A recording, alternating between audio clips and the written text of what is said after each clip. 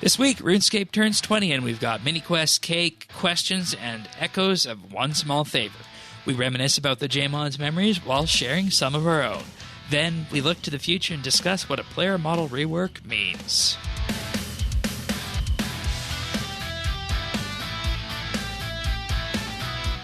This is RSBANDB Update, episode 811, recorded Thursday, January 7th, 2021. 20 years of good times.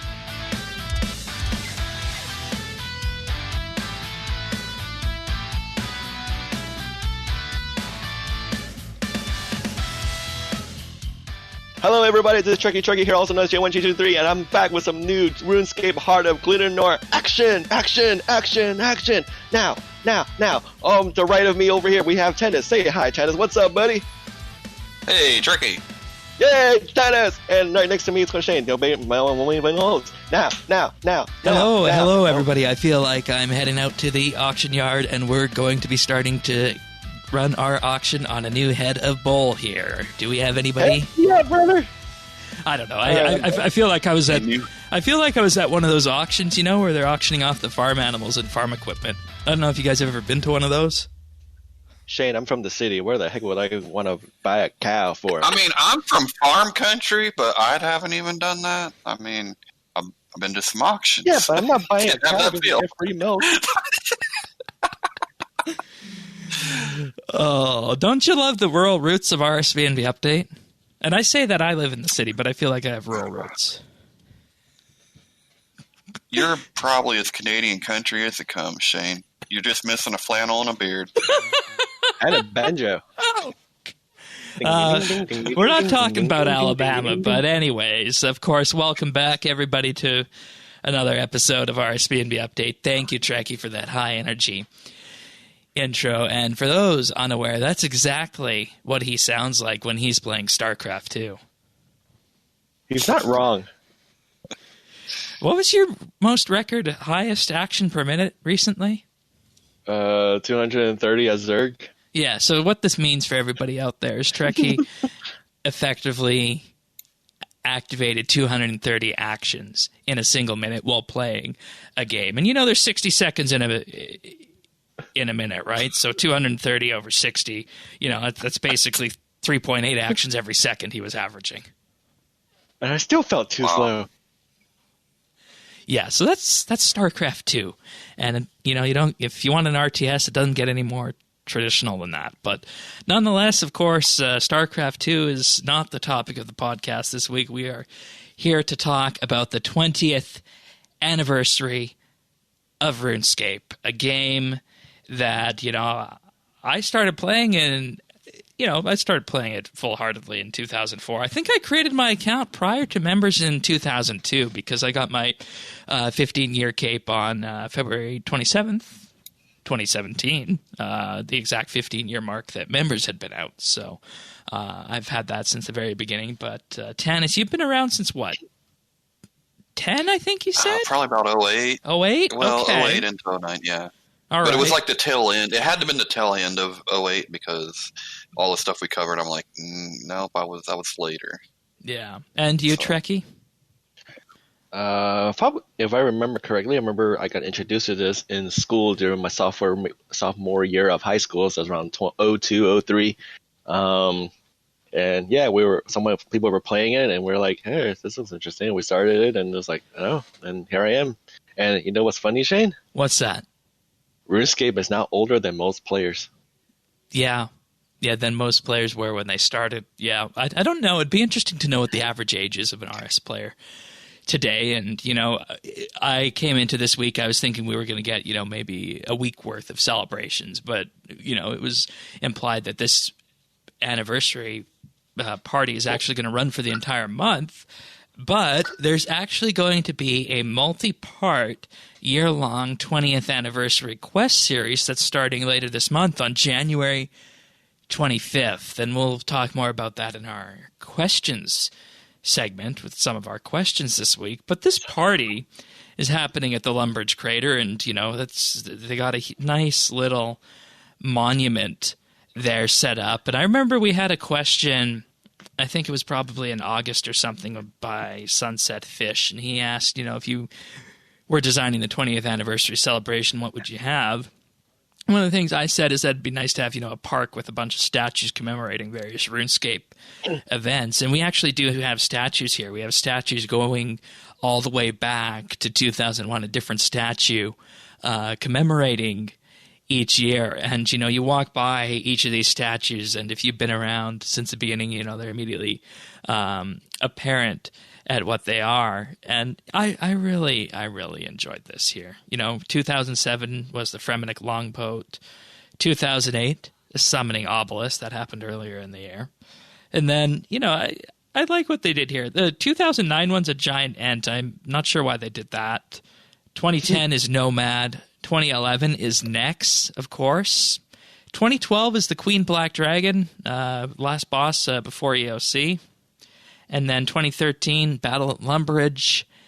2014, a year everybody remembers, is, of course, Prif. 2015, we have Tuska. And then we have to go to the back of the central podium here to find the rest of the statues on this. And, I just really enjoyed walking through this. It was actually a little walk all the way down through memory lane. I don't know what 2016 was marking there. I'm going to have to go have a look at that. 2017, I think that's a year we'd like to forget. Menaphos. 2018, Solak. 2019, Anachronia. And, of course, 2020 for archaeology. What did you guys think about the little presentation that was put on here in the crater this week? I haven't been over there. Go ahead, Trekkie. I haven't been over there, so I haven't seen it yet. I'll take a look at it later. I think it's kind of one of the highlights for me was at least the beginning of the party right now. And it was cool, like the first person, like as soon as you cross, there's the wise old man and kind of start talking to him and stuff. But the statues and walking around, even though like I wasn't even here for the first half, I recognized a lot of the stuff from doing just the quest and being around everybody. And doing 2016 was Telos. Of Wow. course it was, eh? Yeah, of course it was. Yeah. Yeah. And then, immediately I tried to go searching for the skilling locations. I'm sure you did the questing first. Yeah, but, I did do the questing. And, what you get with this is you get a 10% XP boost if you do skilling inside the crater while the event's going on. Which, I mean, it's something, but, you can't do your archaeology there. You can't do your farming there and whatnot.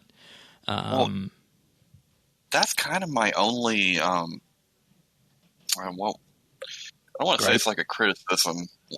Well, I wish it was a little bit more. Like, I didn't think, I don't know, I just didn't feel like there was a lot. Well, we're going to be seeing a lot more over the entire year. Well, I meant skilling-wise at the party. Fair enough. Yeah. No, I mean, I'm looking forward to this year because, I mean, it really is. It's a BFD. You know what that is, Shane? Yeah. The phrase coined by our next president. Yeah. So, I mean, I just got to say this, man. How many MMOs are 20? Yeah, exactly. I know Star Trek Online really had 10 last year, and that was a big deal. But 20 is an even bigger deal for this. Yeah, I can't. I mean, I've seriously been trying to think. And every year since I started, I have heard, RuneScape's over, man. It's done. It's totally done, man. It's dead. Yeah. Yeah. Looks pretty good for a dead game. Exactly. It looks better than ever. And we do have a bit of a teaser on that in the Mod Warden Win Tumblr letter, which we'll also talk about. That conveniently came out a few days after our last episode. But also with this, they said there were 3 mini quests to complete. And, I found this a bit... It wasn't exactly as it said on the tin. I was expecting mini quests, that would be in the quest journal kind of thing, that would be on the tune of what we had for the Halloween event, but as it turned out, the cook needs you to help bake him a cake again. And the 3 mini quests are to get the extra fine flour and the egg, and gosh, what was the third ingredient? I don't even remember at this point. Well, I just gotta wonder, like the cook, that was the first quest, right? That was Cook's assistant. Quest 1. Cook's assistant. He was an assistant. It's been 20 years. This guy still hasn't figured out how to do a cake. Like, what if you were a mechanic? You still couldn't change a tire after 20 years? No, he knows how to make the cake. He just doesn't want to get the ingredients. Oh, the other ingredient was the milk. Mm-hmm. Flour, eggs, and milk. He's a chef. He doesn't dirty his hands over like pulling on the uddies of a cow.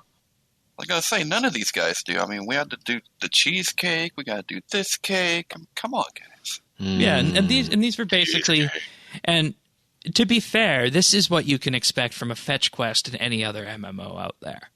Quests and quests in RuneScape are entirely different than that. This is the basic fetch quest of any other MMO, which, as we see here, doesn't even quantify for an in-game mini quest, basically, even though it could have when you put it all together. So that was really my only concern with the news post that we saw this week, because when it comes down to it, at the end of the day, this is a year that we're going to be spending a lot of time on, and we're going to be looking back over the last 20 years. We already did some of that with our monthly bit, which I'll talk more about later. But you also, of course, do get, when you talk to the wise old man, you get the 20th anniversary outfit and cape, which, of course, had in Roman numerals XX for 20 years for RuneScape. So you can claim that. And, I have a feeling that the party is actually just going to be beginning with this, because one of the things that was actually highlighted is that year-long quest that they're going to be embarking on, where they're going to be looking back at all the different quests that came out over the past years. It's going to be and here's what they say. They say this month you're going to see the prologue to a multi-part year-long 20th anniversary quest series. So, this is kind of like Recipe for Disaster in a way. You guys remember Recipe for Disaster? Is what they're... Mm-hmm. Yeah. So is this like the prologue? Yeah, the prologue to it. Recipe for Disaster was for 5th anniversary. Okay.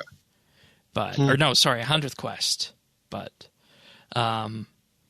this is what they say is going to be the prologue. And, I think it's worth doing a bit of introspection on this. We actually have a question from Questcaping this week on this that says, we know that part of the 20th anniversary celebration will be the Once Upon a Time, a Recipe for Disaster style quest with various subquests, each reinterpret a past RuneScape quest. Are there any quests in particular you'd like to see get this treatment, and how?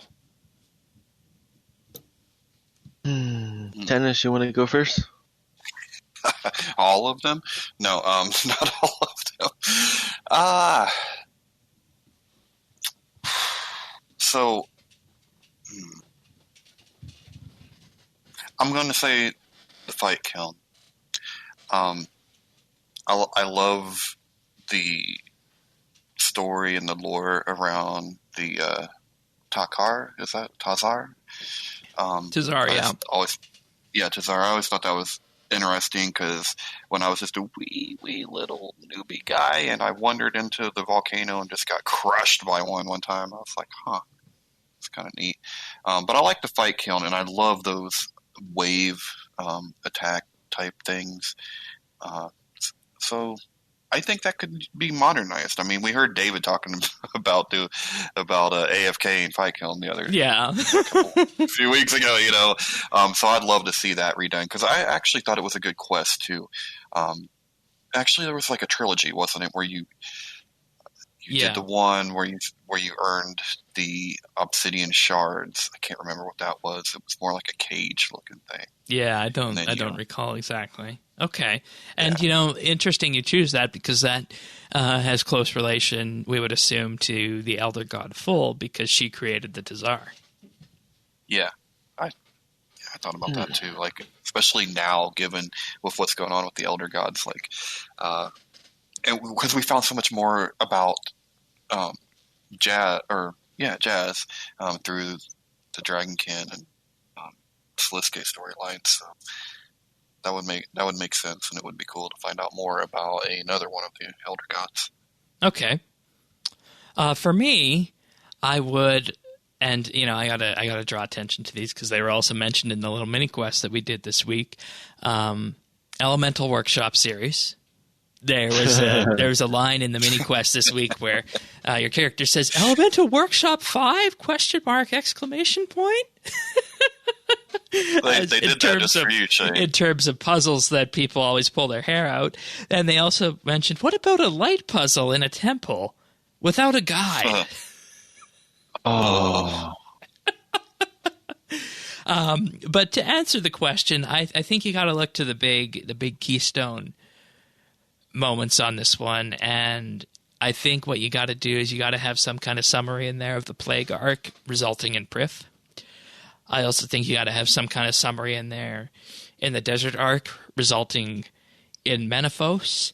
And I think you also have to have some other kind of arc in there focused around your character that's around the third act, so to speak, when, in most films and plays, you see that the third act is when you're at your lowest and you don't know if you're going to be able to push forward on that and actually recover the plot. The third act could, of course, revolve around your character and everything that we've been trying to do, pushing forward from the world wakes and through the sixth age, and then we try and resolve things last minute, and then bam, we got the Elder Gods right in our face. So effectively, I'd like to see something focusing on the World Guardian as well in the sixth age storyline, and maybe just have one segment as well that's full of comic relief where you can put all those other little, off-the-cuff quests here and there, like the bacon quest, like the cabbage quest. Bacon. Bacon. It's bacon! You remember that episode, Yeah, Shane? I remember that one. You had fun with that. It's bacon! I was totally on board. I was having so much fun with that episode. Yeah. I was losing my mind. Whatever little brain cells I had left that day, all went into bacon.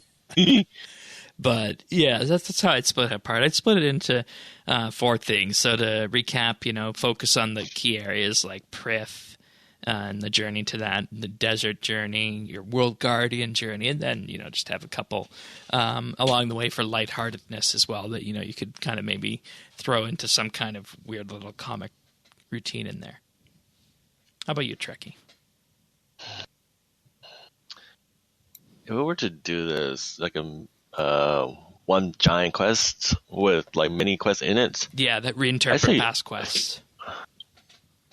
I say either Legends or Desert Treasure, because at that time those two were hard. Like when at my level at the time when we were doing it, those were hard. I was like beating Legends back when I was like level 60 or whatever it was at the time. I was like, this quest was hard. Well, you did it. Yeah, and what the fun reward was for Legends at the end of the day was the ability to purchase the other half of the half shield and Shadow Warriors. Yeah. And the totem is what was the big deal for me. Because this is pre-Lodestone, so right.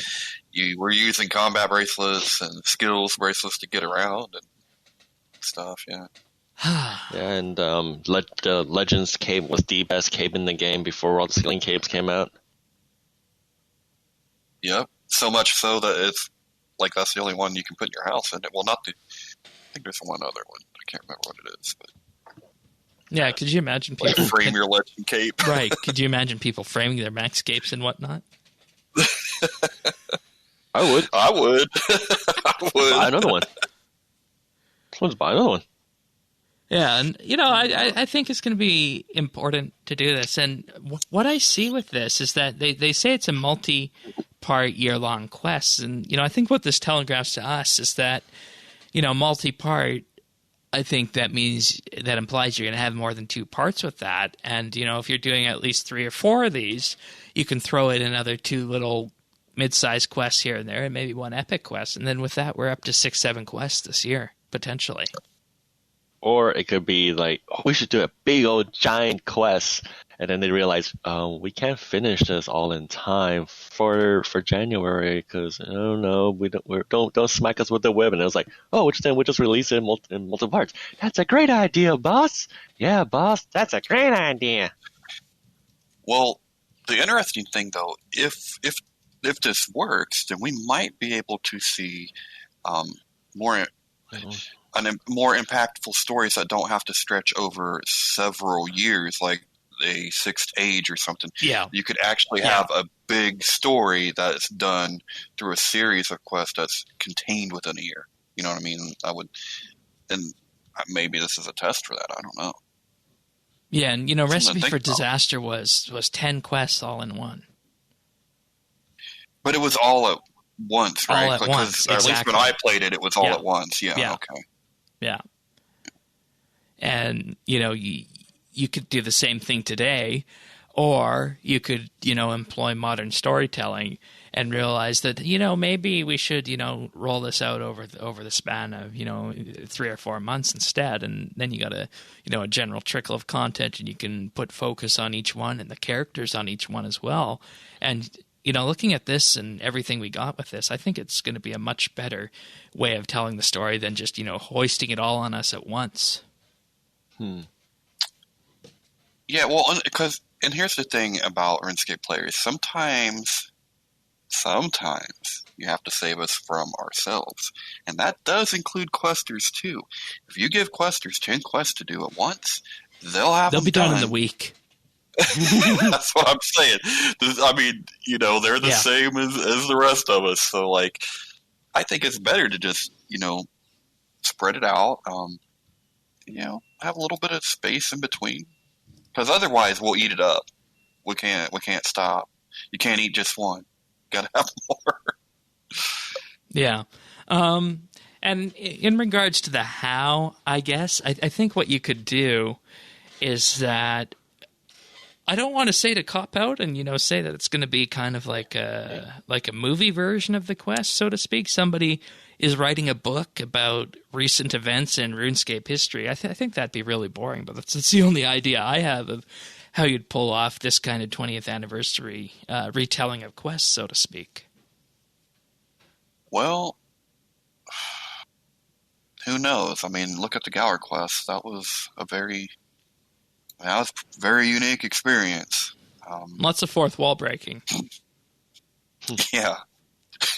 Lots. Yeah. I guess I could see that. That they would have to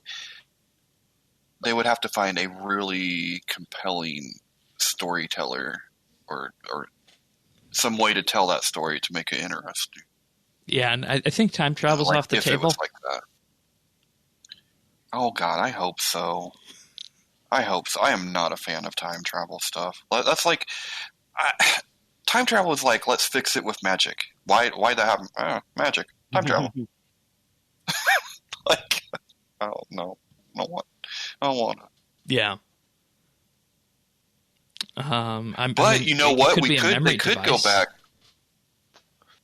Well, what if it was just slightly twisted, like Dimension of the Dam, or not Dimension of the Dams, New Varrock. Oh God! See what that thing did to me? It's like got PTSD. But no, like a New Varrock. You know how it was just slightly kind of twisted. Like, what if it was 20 years of slightly twisted? And you're trying to repair events to it, or what? Like, what would be the frame on that? Oh, yeah. Well, yeah, I guess I was thinking like an alternate dimension, but yeah, they've kind of already done that. I wonder if they'd want to do that again. I don't know. Spitballing here. Yeah, thank you. Where's the whiteboard when you need it? Yeah, exactly. We need to call Mod Jack in for that. Thank you, Questcaping, for that question. 20th anniversary merchandise is also available for pre-order. Most of it will start shipping in March.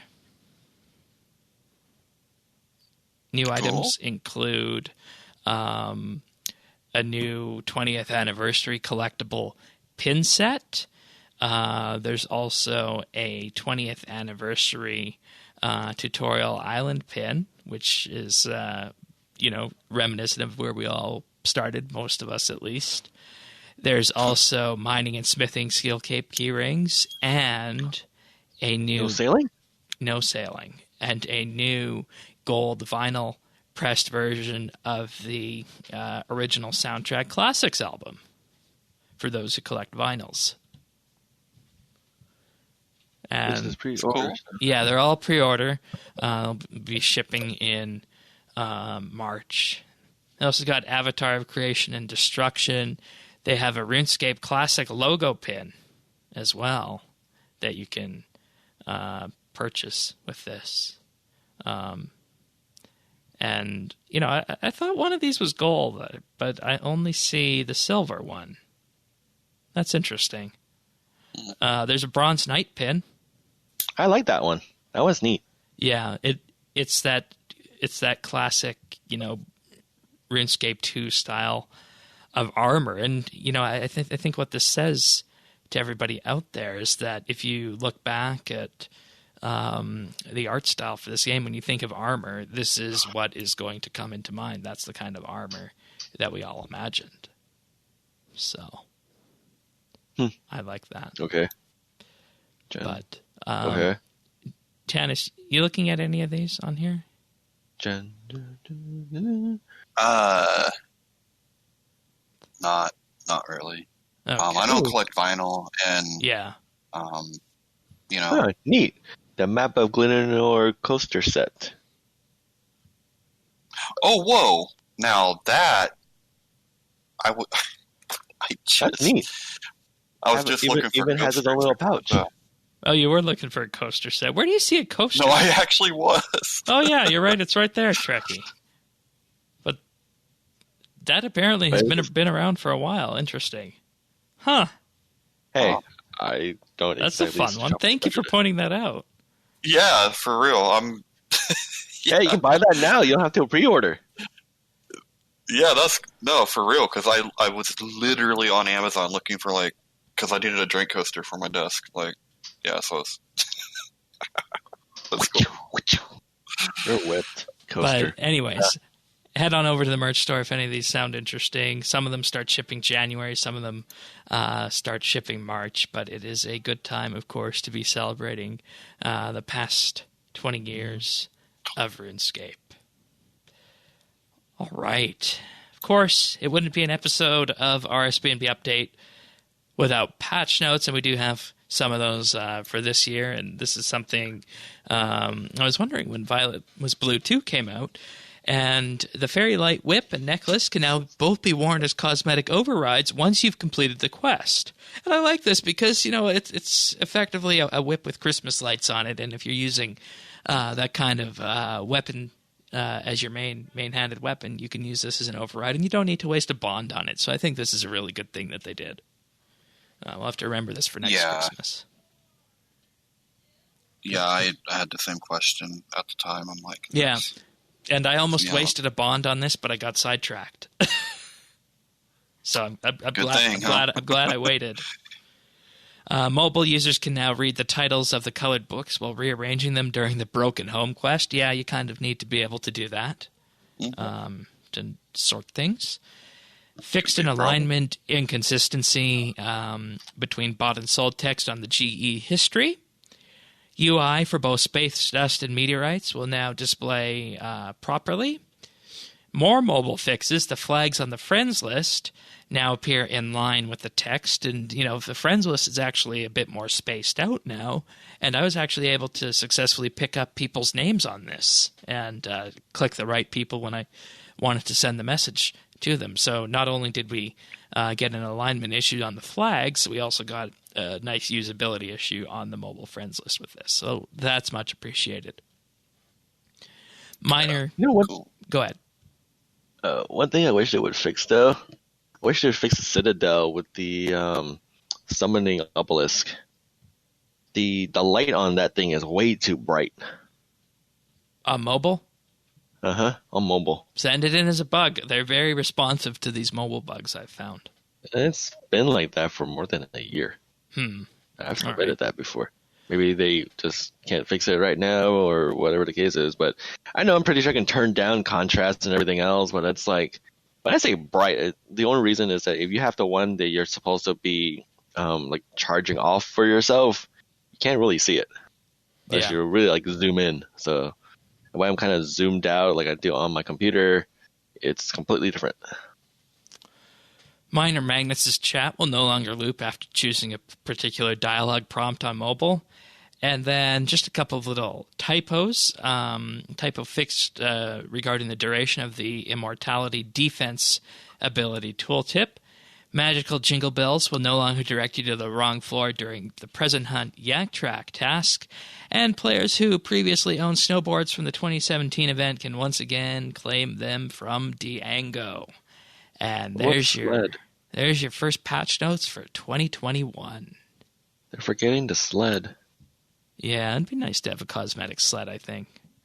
Because we had a sled. I wonder if I still have it in my Yeah. bank. Because we had a sled for one of the quests, and we did it once, but that quest was cool. And then you actually go back there just to go sledding. I was like, yay! Yeah, We did, like, that sled is actually the icon I use for my quest items tab in my bank. and the thing is that like, what was it? You used it once for that quest, and then you never did it again. But I think at that time, Shane, you and I made so many stupid RS Christmas cards with the sled, and us Yeah. like sliding off and everything Yeah. else during that time frame. Yeah. It's like, come on, So we have fun a to go sled. back Use to. it. And I think the unfortunate part is that if you went back there, that's an area that hasn't been updated. I don't know how that look on NXT. So, but you know, Christmas might be over, but we do have a letter from Maud Warden that arrived a few days after the last recording of 2020. And, you know, there's some fun things in here. There's a recap of everything that was done in 2020, including archaeology, the Steam launch, the 50 updates they shipped out, you know, despite everything that was going on that year. 94% positive rating over the last 30 days on the Steam store for RuneScape. But they also talked about the Gielinorian Giving campaign and the drop. They were able to donate over £100,000 to their mental health charity partners of You Are Rad, the Princess Trust, and CPSL Mind. And That's good.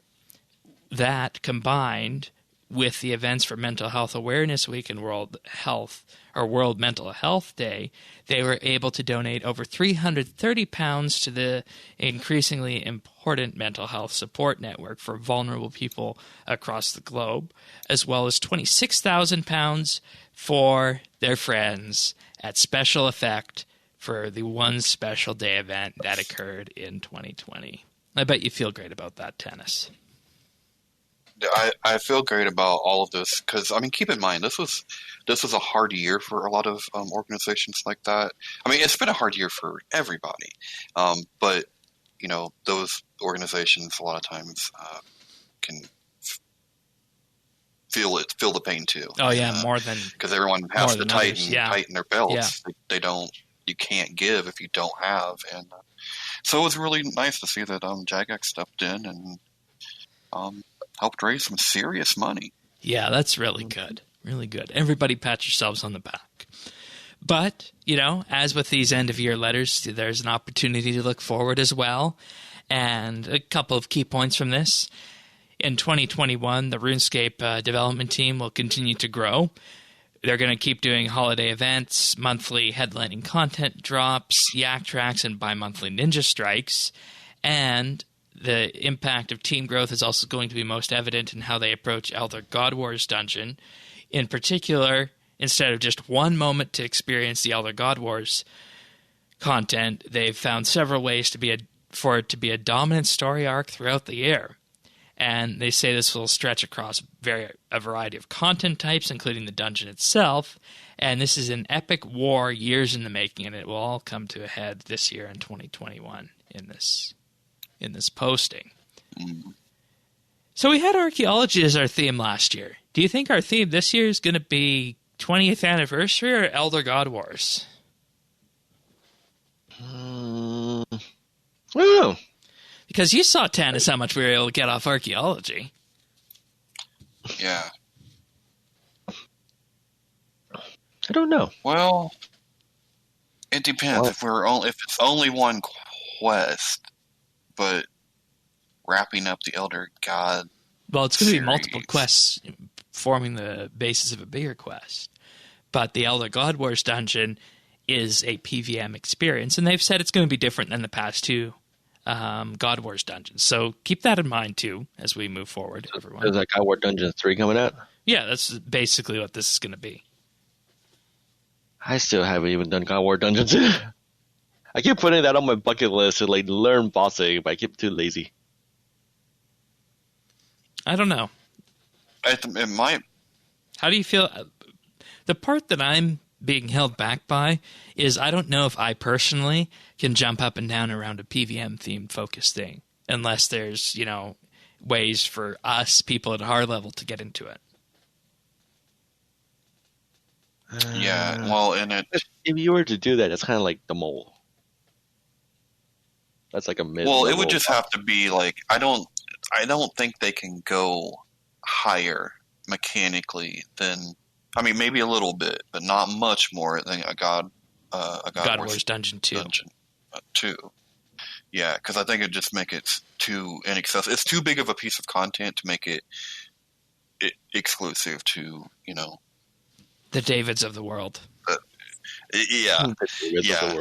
It'll have to David's be our resident PVM expert. That being said, I'm sure there would be, hard modes, this and that. What I'm curious about, though, is that could be broken up over a year. And what if there were quest story aspects? I mean, they're related adding things, lore maybe? into they're adding lore and story into everything they do. So, like, what if that opens up over time and it's finishing that Elder God storyline? Yeah, that could be too. I mean, we could just be doing lore digger stuff on the Elder Gods this year. Who knows, right? It's possible, yeah. Which I could dig it. I could get around that. I could get around that. And, this is probably what they meant by dig deep, war is coming. With archaeology, remember? Uh-huh. But there's something else that was also in this letter, and this got everybody talking. We got a glimpse at a concept, underscoring concept, of a reworked player model. Oh boy, you and I knew they were going to do something like this. It only made sense to, right? We knew something like this had to be on the way at some point. Yeah. I talked to a lot of people about this. I talked to people who play every day. I talked to people who are inactive. I talked to people who have quit. They said that the people who have quit or inactive said that, this looks like a modern progression for RuneScape. The thing that I had to underscore to everybody who was talking about it, especially people who were concerned about it performance-wise and whatnot, is that what we're seeing here is, of course, going to be rendered by your graphics card. And what you see in these pictures are effectively clay sculpts, meaning that this isn't what it's going to look like in game. This is just an example of the kind of detail that they're aiming towards on this.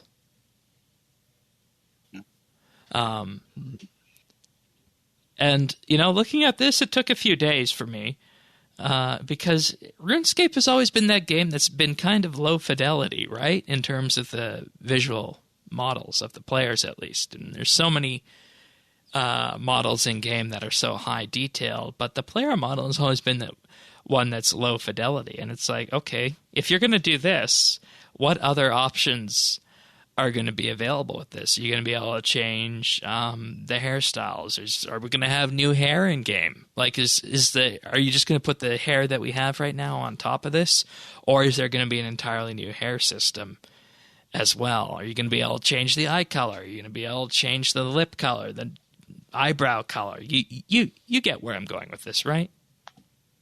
Give my player avatar chickenpox. But think about it this way. So I immediately loved it, right? And I don't know why I didn't. For some reason, I didn't understand the pushback, because there's some pushback. I'm like, why? And like even at this, yeah, that's what I was trying to understand as well, because I didn't feel okay about it. And then it wasn't until, I told myself 3 or 4 times that this is a concept. It's a concept, not what it's actually going to look like in game. Right, and I mean, I was, like I said, I was for this because I'm for the higher amount of detail. Because look, if people want an end to some of the monetization methods that are in game, and they really want this costume only, then you have to move in this direction to have that. Because what I could foresee is they're going to let everybody redo your character, or, adapt your character. But then it might be like some other games where it's like, okay, but if you want to redo it, you purchase a ticket. Redo ticket, a costume reskin token. Say you might get 2 of them for the price of 1 bond. Mm-hmm. Yes, and I don't have a problem with that. Like, you cannot have it both ways. You can't, not in this case. And what's the harm in making the game look good? If you want your simple stuff, there is an alternative for you. There is. But this is 20 years old. I want it to look hot at, you want to look hot? 40 years old. Yeah, I want to look hot. Yeah, and So, I don't know. I probably stirred the pot for the week, but yeah, and that's fine.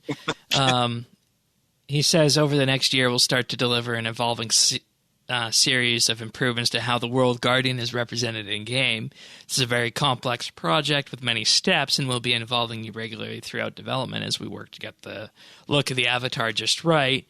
And you can expect to hear more early next year. Yeah, I was going to say, this will be years in the making. Yeah. For sure. I have no doubt whatsoever. Because I'm sure it is a very big undertaking. But I think it's an undertaking that they would probably be willing to do. Because it could be a good thing in the end for them. And it all makes sense now. It could make good business sense then. It all makes sense everything. now. Do you remember on the Mod Warden episode, I asked him, what do you see RuneScape as? He sees it as a digital community centered around the player avatar. And it was that comment when I was looking through our clip show stuff, combined with this concept art, that it clicked for me. Yeah, that's cool.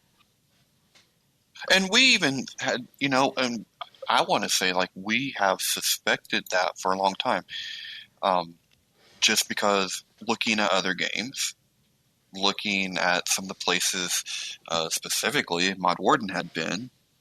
Overwatch? We had a sneaking suspicion that this might come into play at some point. And like I said, I support it. I don't want to get into a quagmire of just, delay.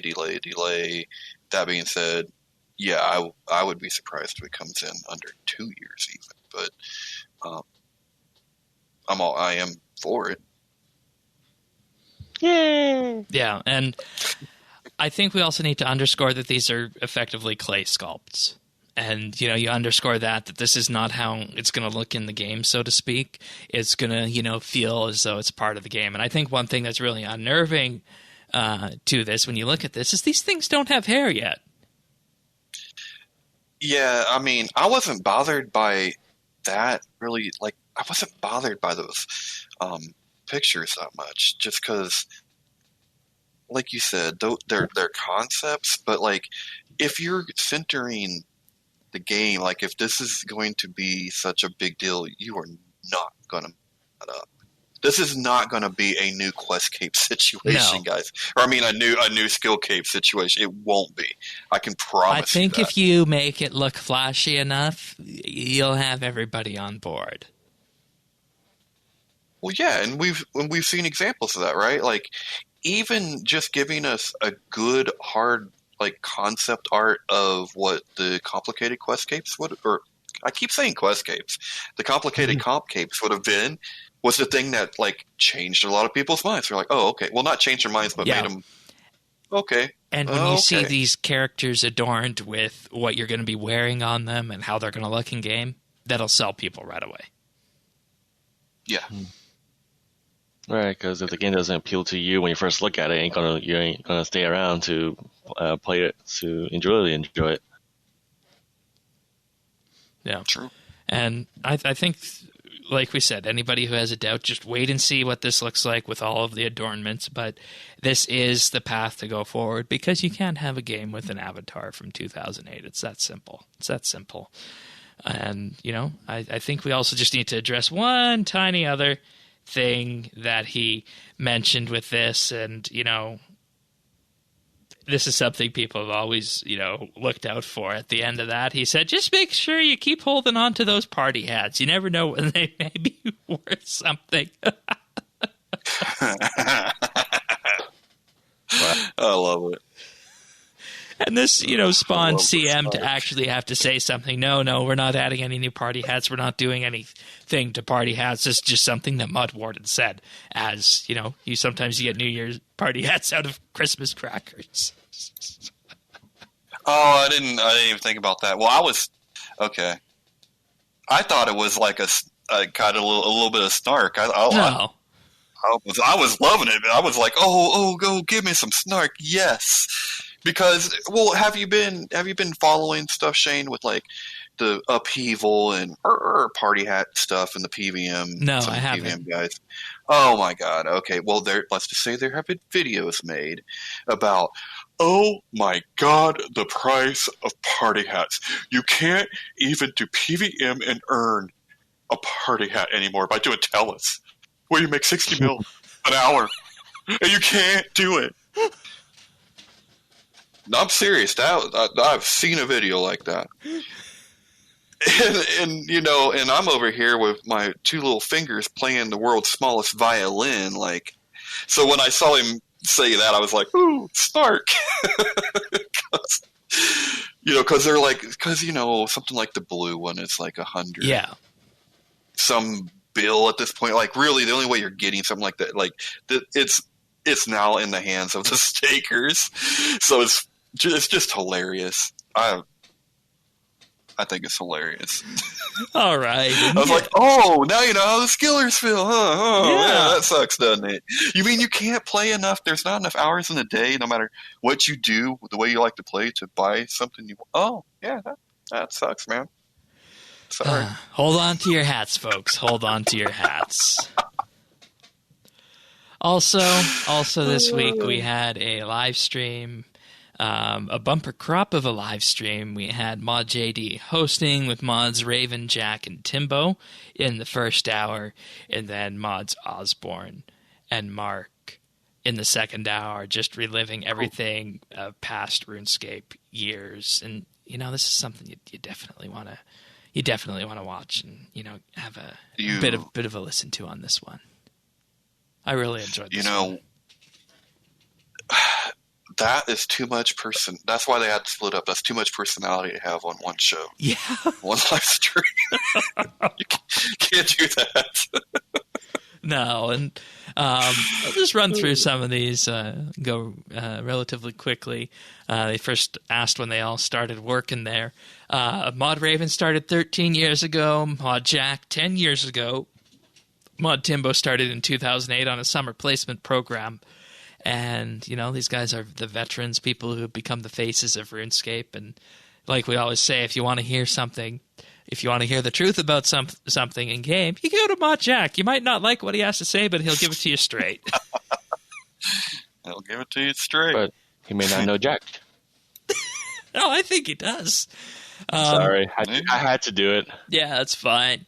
How have the roles at the company changed over the years? For Jack, he said he's jumped between different places and teams, but one of the biggest changes over all time has been the ability to work on multiple different streams or branches of the game and then merge them all together. Previously, everybody would be working on the same stream or branch of the code. So just to put this in perspective of what this means is that if you're developing a quest that interacts with the area of Lumbridge, but somebody is making bug fixes or updates to Lumbridge in general, there's a very good chance that you could break each other's work the way it was set up before. And that's something that they've worked to rectify over the years. And well, no wonder they're breaking things all the time. Yeah, and you know, looking back, it makes sense why some of the things that happened did, knowing this. And you know, it's just inertia that you can't change. You can't change a huge game like that. Yeah. Yeah. Huh. Also, they asked, of course, is there a piece of content you hold deeply in your heart? And Mod Jack said one piercing note. He thinks it's a genuine piece of art. Yeah. That was the quest that really started RuneScape audio, I think. Yeah, I agree with him. I mean, it really, it was a whole experience. Like, that was the most immersive I think RuneScape's had ever been up to that point, and still it's one of the most immersive quests there is. Mod Timbo said Ritual of the Mangerat, and you know, the whole culmination of Lucian's storyline. He didn't work on those, but if he had to pick two things that he did work on, archaeology and the luck rework. Okay. Because archaeology was his design, of course, and you know, we just, that was perfect, I think. Yeah. Mod Raven also said one piercing note. Yeah. And he said the player-owned farm. That makes sense. I mean, that was his baby. Yeah, and of course, numerous times he's also played Granny in prehistoric Granny Potterington. Yeah, I mean, how can you forget that? His insights into the farm were really quite something. At RuneFest 2018, this is a month and a bit after the farm came out, we were able to hold his attention in the lineup going into the place for about 25, 30 minutes or so, and the bunch of us had a really interesting discussion with him about the farm. So that would have been that was fun. That was fun. Mod Raven initially, and you know, tell me who this reminds you of. Mod Raven initially tried to kill Hans in Kindred Spirits. Mod Raven has also tried to have NPCs tortured before, even going so far to design the torture implements and getting ready to put them in game. But Mod Osborne vetoed all of that. Way to go, Shane. Way to go. I think we found my spirit, Jmod. Yeah, and definitely the one responsible probably for all the torturing, 24 style during Birthright of the Dwarves. Oh, I enjoyed that. Remember? You watched 24? Remember your little torture quest? You watched 24? Oh, yeah, dude. Oh, yeah. Yeah. I thought we almost had to call Jack Bauer in yesterday. Oh, jeez. Well, who knows? He might have been there. Oh, God. I love what Mod Raven had to say about that. As for things that they've designed but didn't get into the game, Mod Timbo spent 6 months redesigning the Taibo Wanai cleanup event, but that never made it into game. Oh, man. That's that little distraction and diversion thing that came out in 2005 on Kiramja. And, you know, we always said that needed a bit of a rework, and it was kind of clunky content-wise. So nice to know that Timbo thought so. It just never made its way onto the schedule. Yeah. Someone also asked, do you ever go back to your old coding and think, why? And, this is something everybody who writes code does. Mod Raven said that the Fremenic Sagas has a comment at the top that says, sorry. And, you know what the Fremenic Sagas are, right? That Dungeoneering style content. And, I'm not sure if they were apologizing to the people who are going to have to read the code or people who had to play that. I personally still think here, I just finished them all last year, that's some of the worst aged content in the game, honestly. They were very, Yeah, they were very ugly and very clunky, but I mean the concepts were cool. Yeah, Like I like the idea, yeah. but yeah, clunky. Borrowed Power is also reportedly bad in terms of the way they had to script that one. That's that spell in the Lunar Spell book. Mod Timbo said that as a game balancer, he has very limited RuneScript knowledge, the scripting language they use to, put everything into game. And he actually sent some very, very strange luck rework code out that he didn't know if it was going to work, but it actually made its way into the game and it worked just fine. And the ninjas actually refactored that and were like, what the hell were you doing with that? So I think he said Mod Aerator fixed that up last year at some point. When in doubt, brazen it out. Yeah. Do you guys remember the Dungeoneering Runecrafting bug? Yes, everybody got like 99 rune crafting in like 2 hours. Yeah.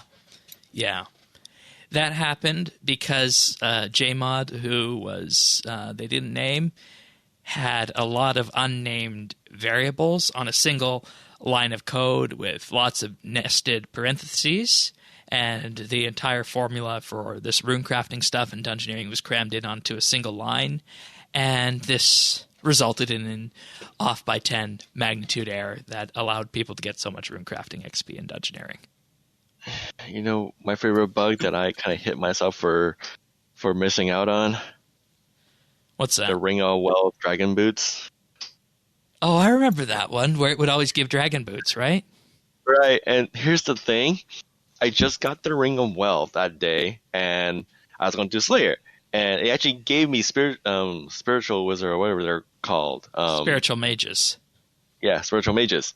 And I canceled the task, and I don't feel like doing Mages right now. So I canceled it and did something else. And then, it was like, later on, I was like, what? Oh. But you would have had to give them back because it was a bug. But I didn't know it was a bug. I would have thought I got super lucky. I don't think they did a rollback, did they? I don't know. I don't think they did for that one. I don't know. And they did say that this dungeoneering off by 10 magnitude error was one of the few times that they did do a rollback. Now, this next question was related to this. Have you ever slipped in a secret into game that the higher-ups didn't notice? And apparently, nobody knew about Hazelmere's signet ring on release. Well, no one knew about it for quite a while because it didn't show up. Yeah, and Mod Timbo said that perhaps he made the drop rate on that a little bit too rare. That's slow.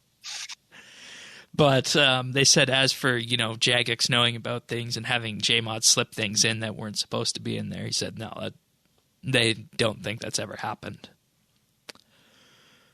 Also, Heimcrab memes after the release of Dungeoneering, Mod Jack mentioned. You guys remember those? Heimland games and all the different Heimcrabs and the Christmas stuff that year. Oh, the crabs. Yes. They for some reason made a effort to have lots of things focused around Heimcrabs that year. That nobody understood why, but it's just there. All right. Okay. Now here's one that our Lore Diggers panel would love to hear. Who is a character that you wanted to give more content to? Mod Timbo said the Barrows brothers. And Mod Raven said Armadil with the Rite of Passage quest. The quest that shall not be named. Oh, we have both. Why do we have to pick? It's a Sophie's choice. Yeah, and, Rite of Passage is something that's always talked about, but it's just one of those quests that they'd have to bring it into the 6th Age somehow, and I don't know. We could do it. They could do it now. We got our flight suit. Yeah, they Let's go. They could have a tie into archaeology, Yeah, we could go to the home world, and we got our wings. Yeah. Let's go. That would have been fun. How has story writing changed over the years? They said in the beginning people would write their own individual storylines. And, this is true. You had the Xanax storyline, you had the vampire storyline, you had the plague storyline, and so on and so forth. And the world as a whole, they said, was a bit weird. And that's how you end up with things like King Arthur and Camelot in RuneScape. But they're actually quite happier now with the unified narrative direction that they're taking. And that stories are told not just through quests. Yeah, no, I totally agree with that. Yeah, I mean, I think people relish the days where we were having quests come out left, right, and center at various different storylines. But there's also something to be gained from having a singular narrative direction, I feel. Which is good. Well, I mean, it feels too disjointed otherwise. No, it's totally fine to have a whimsical, classic Jagex humor quest or something. You know what I mean? Like, not everything has to be heavy, but you don't need to start in another story, another storyline. You know what I mean? Like multi-part storyline. Could just bottle quest it and still get the same effect, I think, that you got back then by having a large variety. Yeah. Then we headed into the era of office pranks. I was reading that. I was laughing. That was funny. Mod Tomb, who worked on the mining and smithing rework with Jack, bought a label printer and printed, Have you heard about the mining and smithing rework? And then stuck those labels on everything that Mod Jack owned.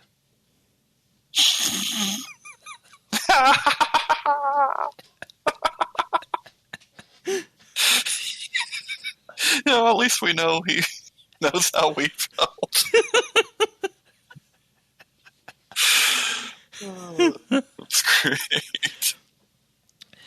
They also used to have lots of office Nerf gun fights.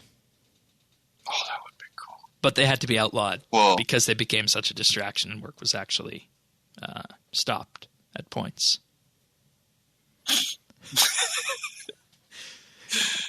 And they got to a point of knowing which Nerf guns would actually hurt when the bullets were shot at you.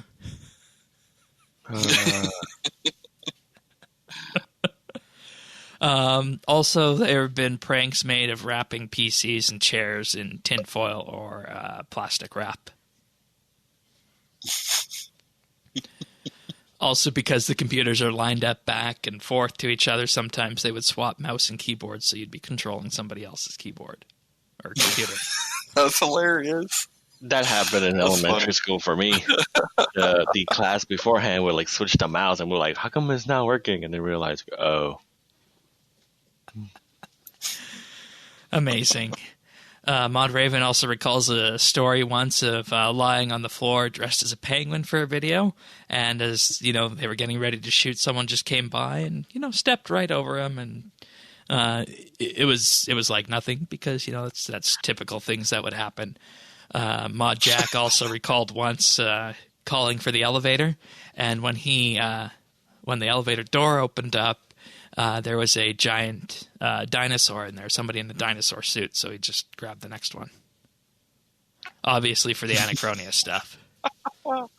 Take me back to ports. Just another day at Jagex HQ. Yeah, surprising nobody mentioned the ports song as well with that. Next one, what was your favorite thing that's been removed from the game? Mod Jack answered the Romeo and Juliet quest. And there was really ain't too much been removed from this game. And that's the thing why there was very few answers on this is that not much was actually removed. So now, as for community memories, this is where most of the discussion happened, and a lot of them actually said the first RuneFest because the company at the time was so humble and they didn't even know if players were going to enjoy the experience that they actually refunded everybody's ticket price at that first RuneFest. And there was also a RuneFest where once Raven was asked what he would do if he would take over the world, and he had to come up with a different thing for each person who would ask.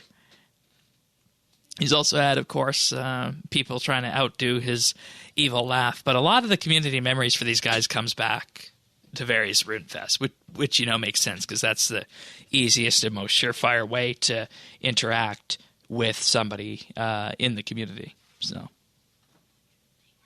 makes sense. Yeah.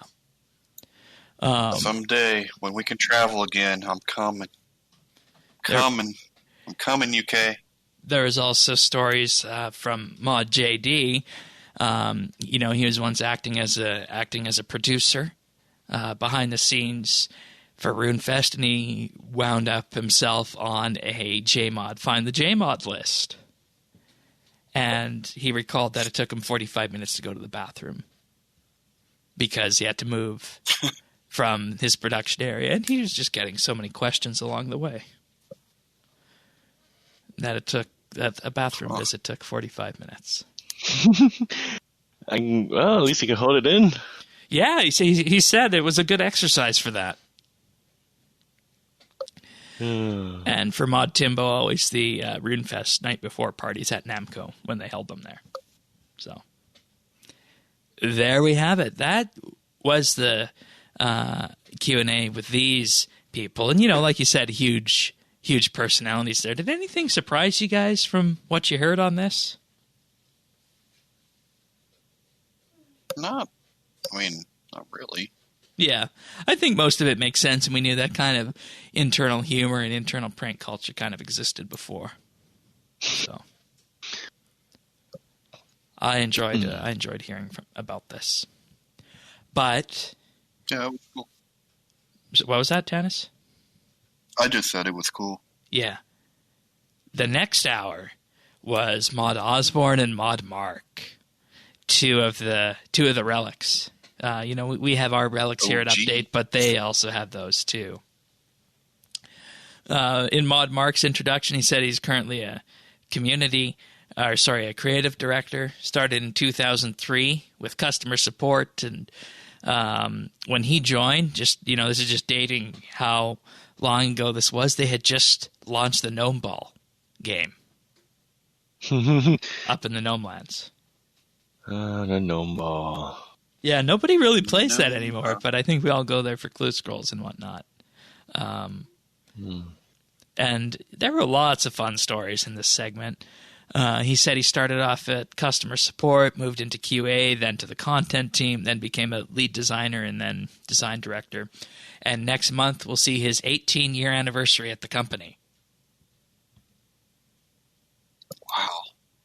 Mod Osborne has been around for 15 years, and he arrived the week after the Falador Massacre. Ah, yes. Oh. The Falador Massacre. That was a PR nightmare. It was. It really was. And, he started off, and we knew this, he started off writing a web content team, or writing quest guides for the web content team. And it's just been a gradual incline for him to become lead designer. But, getting into the actual questions here in terms of content that has gone into the game, this was actually a really harsh one. And I was surprised to see this on this Q&A. Is there any content that should be removed from the game today, according to these people? And, they were allowed to be asked this. And, Tannis, I don't know if you're going to fall off your chair for this one, so brace yourself. You ready? Okay. Uh-huh. Mod Mark said the hunter skill. Well, completely remove it. Yeah. Damn. What did he say?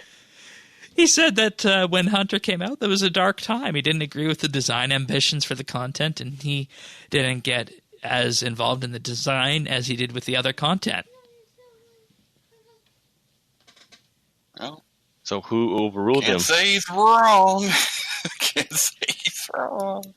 Well, obviously he didn't get overruled. It was just something that they decided to put in.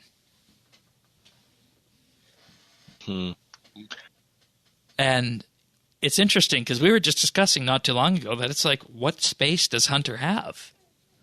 Mm-hmm. It definitely sticks out.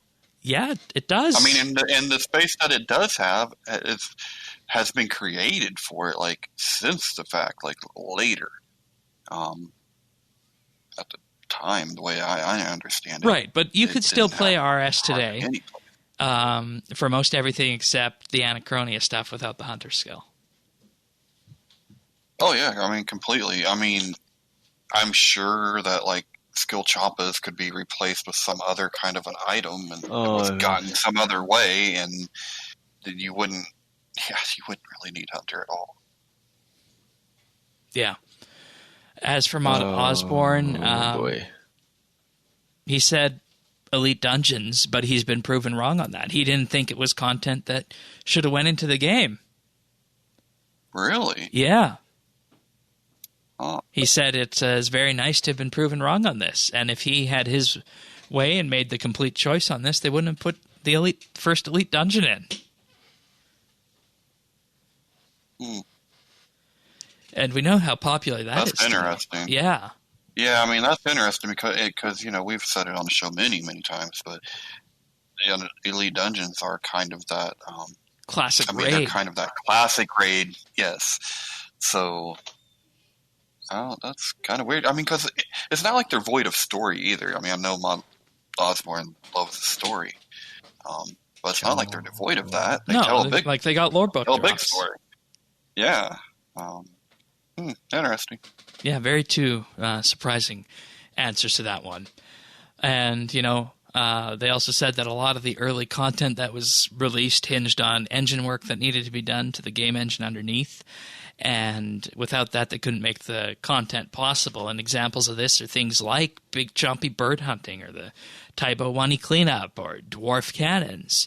And they were effectively forcing the game to do things that it wasn't meant to do. And it was all being hacked together, and they were just too far into the project to cancel it, and they just had to find a way to make it work, either by changing the design or just ramming it through. And apparently this caused great distress to Andrew Gower. Huh. So lots of revealing stuff in this, and it keeps going and going on here. Then here is a great question. Again, what is your favorite and least favorite quest? Now, they didn't answer what the least favorite quests were. They just answered what their favorites were. Mod Osborne said one piercing note. Yeah. He said, of course, he was the guy known for massively changing designs and marking it all up with red ink and whatnot, and he only changed one or two things for one piercing note, and he still sees it today, one piercing note, as an example quest. As a well-designed quest. Which I think makes sense because it's telling a story, it's using elements within the environment to do it, and one of those elements is, of course, the music, and we talked about that before, too. Yeah. Yeah, no, it's a great quest. And look, I mean, are there any other quests on, what's her name? If I were to say her name, that thing with the name? That shall not be named? Uh-huh. What quest are you thinking of? Just spit it out. No, it's one piercing note. You can listen to that quest on this device. Oh, yeah, the A it's word. It's the only quest you can do that with, right? The A word. Mm-hmm. Yeah. And, they also said that this was a whole design to get people to turn their audio on. Yet again, because nobody played with audio at the time. There was also, for Mod Mark, the Troll Quest, the My Arm Quest, and the Cornelian Rising Quests, and he just loves the first Desert Quests he doesn't love he does love the first Desert Quest because, they're not really good quests, but the goal at the time was just to have a month worth of content from a specific theme, and this was Desert Month, and I remember that, and it went off really well for us here. So cool. I really like this question. So go ahead. Okay, jumping onto this little bandwagon. So Shane, what is your favorite and what is your least favorite quest? My favorite is the Elemental Workshop series, probably. Okay, what's your least favorite? I don't know. It's hard to put something on that. I can. Okay. My favorite quest, one of my favorite quests is me turning into the World Guardian, because that just changed the ball. That just changed the game for So the you world as a player, wakes. as a character. Yep. Okay. Because you were a normal adventurer going about. Now you're the world guardian. It's like, I got to do stuff now. I got to go save the world. And every decision you make from then on actually will affect, well, hopefully affects everything that happens in the future. Right. And, you know, I could also throw the Plague series in there because that was just so good, too, as well for favorites. What about you, Tanis, for answering this question? I would say my favorite has to be Plague's End, because you kick in the door and pull a Sam Jackson. Say it again, Warner. Say it again. Say what again? Love it. That was my favorite. My least favorite, it's a tie probably between. I know my Which was least the one? favorite quest. Which one was the one with the Serious? tree that you had to ask for help with? That was bad. I mean, that was a Light Within, but the one that was worse than that was the heist quest. What was that? Right, That and you're was, talking from an accessibility standpoint. Yeah. That was worse for me. But just as a pain in the ass quest, I would go with One Small Favor Elemental. Yes! My least favorite. Yes!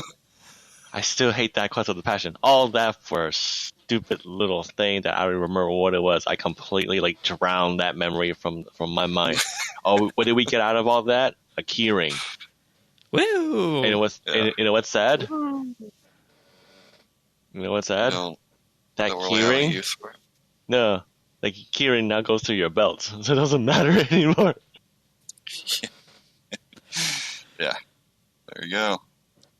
And then these guys were asked, do you get recognized on the streets? Osborne said it only happened twice. Once he was at the barber shop where he was mistaken for Maud Kelpie, and the second time was at a boot fair, whatever the heck that is. And I looked that up, and apparently in the UK it's a thing to gather in an area and then have sales Like out of a the swap boot meet? of your car. Like the trunk of Yeah, your like car. a swap meet. Yeah. Yeah. Okay. Yeah. Mark said it happens all the time. He shared a story where he was on the train to the Edinburgh Fringe Festival, and he was spotted, and somebody wanted to actually sit with him and chat with him. But he didn't do that because he was slated to catch up with his sister that weekend, and she was on the train with him. It also happened numerous times in the following days at the festival, and the end result resulted in a queue where Mark was being asked to sign things for these people. He had his own little festival going on within the festival, and at the end he actually said this on stream, and he's like, "What the F are you doing?" And he actually didn't say what the F. He actually said the full word on the Twitch stream, believe it or not. So, and it's just classic Mod Mark. He's always the one that pushes the limits on these streams. But it makes sense because, I mean, like, he was always the one that was, I remember in the videos and stuff when I was first started, like, if the behind the scenes, there was always Mark doing some goofy shit. Yeah. Yeah. And let's see, specific RuneFest memories, and once again, they spent a lot of time on this one. Mod Mark says that there's so much adrenaline around RuneFest for him that out of the RuneFest that he's been to, he's only slept twice on a RuneFest weekend. Huh. Yeah. Yeah. Okay. And RuneFest adds another level of quality on top of the content built after RuneFest, and he feels that at RuneFest, the people he meets are an extension of their avatar, not the other way around as it is in most other MMOs, which I think is a really interesting thing to say, is that people are always dressing up as their RuneScape character at RuneFest and not the other way around, bringing yourself into the game. And this is, I think, why there's such an impact on the avatar that we had in the Mod Warden segment earlier. If that makes sense. Yeah, no, it does. And just so many fun things with RuneFest and with that, and lots of time spent in terms of, preparing for it in the weeks leading up to it, lots of overtime and whatnot. And he's right. It is a completely different energy, and anybody who hasn't gone hasn't felt that energy that's there. But you can indeed feel that energy even as a player. So fingers crossed that those will be able to happen again, because he said there's so many things that he does at RuneFest, like passing around his stein at the achievement party that everybody used to take a drink out of. And he said, could you really imagine doing that today or even after the COVID situation? Yeah, not now. What, pass a drink around? Yeah. No, thank you. Let's see. What was next? Where will RuneScape be in 20 years' time? They hope to see it as a rich, vibrant game, surprising people, a place where people and developers can call home, and they don't want it to be, like a retirement home that's filled with nostalgia and everything to that effect. They want it to continue to evolve, because RuneScape is at its best when it evolves, and it should be somewhere where the story keeps getting told over the next 20 years. Which I think we can all agree with. And, I think if you lay the groundwork here and you do it this year and you do it next year, that's something that you can easily just, repeat going forward. Mm-hmm. Then, what's your favorite in-game memory? Mod Mark talks about emergent gameplay that is, of course, players playing content in ways that it wasn't designed, and he brought up flower gambling or other things such as hide and seek, wrestling, playing golf, or just players pretending to be bears, of all things. I don't get that one. Okay. I don't get how you would do that. I don't know. I don't get that. And, Mod Osborne actually revealed a very, very big secret with this one. He said that when he first started working there, he didn't actually enjoy RuneScape. And there was a period of time that was the case for a few years, until around when Dungeoneering came out.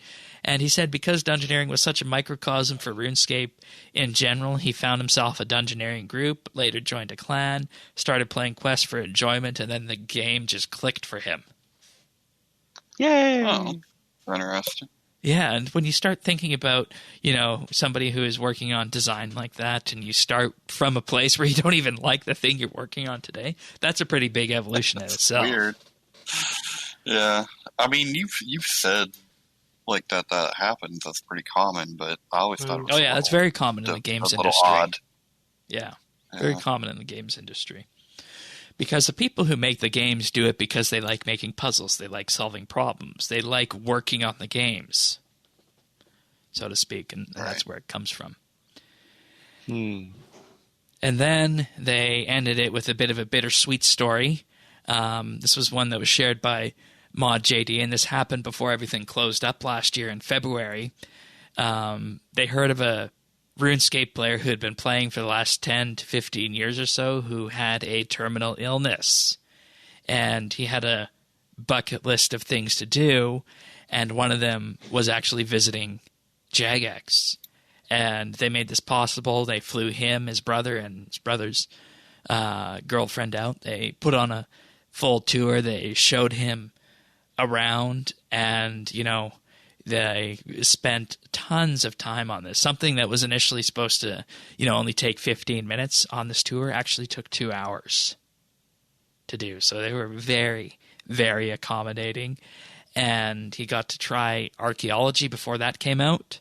And in what Mod JD says, he says this really encapsulates what RuneScape symbolizes for so many people. In that it's, a virtual world where people spend so much time that it's something that they need to see, and something that, they just want to have that further experience on how it's built, how it's created, who's all behind the scenes and whatnot. And, I'm gonna actually agree with JD on that, because this is something that I think really sums this up. And like I've said many times before, can you think of any other game that has gone on for 20 years or even 10 years and with that has a community that's as passionate and as widespread and as diverse as the RuneScape community. No, I don't think so. And that's what makes the game what it is. Yeah, yeah, the players make this what it is, and all of what it is, in all of its glory, and not. You know what I mean? Like, but I think the positives far outweigh the negatives. Oh gosh, yeah, yeah, for sure. Like by far, like 99 to 1, probably. Oh yeah, this is such a, it's a really cool story at the same time. It's like you hit me with like a feeling bug, and yeah, well, I think we're gonna go there this episode too, as well, honestly. But that's a live stream, and this is 20 years of RuneScape. Perfect summary, perfect panel, I think, to have it with here. You got some of the heaviest hitters on this one. If you don't normally watch live streams, if you just want to listen to something, after RSBANDBUpdate is done, go and listen to this and have a listen to this and listen to these guys talk for a bit and experience the passion that they have. But I think it all makes sense now. So that's the live stream for this week. But I want to talk a bit about our memories of 20 years. And, we're not going to go through a full list of them. I just want, if you think 20 years of RuneScape, what is the first thing that jumps to your mind? Does anybody want to go first? Or should I go first? Go first, Shane. Okay. Go first. And, this is the beginning, as I see it. As I said, I started in 2004. And this beginning actually precedes the RSBANDB forums. It precedes the RSBANDBupdate podcast. It precedes everything you guys know as this community. And this, you just say memory of RuneScape. The first one that has to come up for me, and Trekkie, I think you were there for this too, is running nature runes with Mike, Pika, for Larry R., who at the time was below 91 runecrafting. And this was, at a point when RuneScape 2 had just come out and people were making the push for 99 runecrafting, and people would hire runecrafting runners who would run from the nature altar to the general store to unnote pure essence, and you would get paid a surplus along the way. You'd get paid enough to unnote the essence, but you'd also get paid a surplus. It was a good way of making money, and some of these runecraft runners also had rewards along the way. And I think this is probably how I first made my first million GP. It's how I got my first Amulet of Glory, and it's also how I believe we met Pika, who was the first co-host of this podcast. Trekkie, did you do that with us? No, I don't think I did the nature running with y'all. That wasn't me. All right. Yeah, was not me. I didn't do nature running. But that's how, because Pika, in addition to being the first co-host of this podcast, was our first admin on our website. Unfortunately, I've lost contact with him in the following years, but this is how the bedrock of this community was built. So you say first memory of RuneScape, that definitely comes into my mind. You don't want to know my first memory of RuneScape? All right, Tanis, you go first then. So, it's kind of like, so my first memory has to be just getting hooked into the game during I would Cook's Assistant. Like, that's kind of where what opens your eyes are like, I can make all of this stuff, like, and this applies to everything. But my best memory has to be like 2015 New Year's Eve, house party, dungeoneering. By the end of the night, I ended up at Agaroth, just butt naked, nothing but a weapon in my hand. Beat him too. Made it out of the fight. That was good times. Good time. All right, Trekkie. All right, you really want to know one of my first memories of RuneScape? Yes. You're gonna hate me. All right. My general passion of completely hating hobgoblins. I hate hobgoblins. They are the worst creature in RuneScape, and I have gone out of my way to murder them exclusively because of my hatred of them. And you want to know why? Why? Because you know the little peninsula right behind Crafting Guild? Yeah. And you know, back in old school RuneScape, they more look like regular goblins instead of hobgoblins. And here I am going, I'm gonna go kill some goblins. What do I find out as a level 10? Yeah, I'm outmatched. And I died there. That was one of my first memories of RuneScape. That's your first memory of RuneScape. Yes, of me dying to hobgoblins. And you know what the sad part is? What's that? I did that twice. So first time was when I was like, I don't know, level 10 or so, and I never ventured past Falador, mostly stay in Lumbridge and Varrock at the time, and did all the little quests there. Very rarely do I venture to Falador, and then like a couple of levels later, I'm like, ooh, hey, there's some goblins over here. Oh shoot. So I died there again. F. Oh no, see, here's the thing. After I leveled up, I went back there and I murdered every single one. Good. See, if that goblin champion of theirs was a match for me, was available at the time, yeah, I'm pretty sure I would have met that creature more than once. I would have been very happy to slaughter his face and put his head on my wall in my home.